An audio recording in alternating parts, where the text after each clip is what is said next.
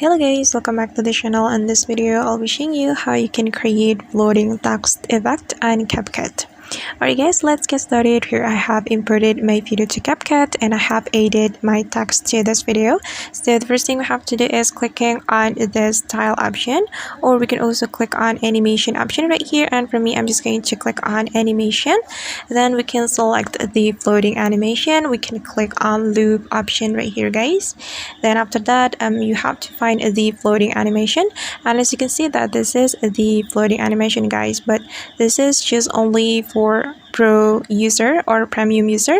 But don't worry guys, I'm going to show you another animation that is similar with this animation. So you have to scroll down and then you have to find the super wavy.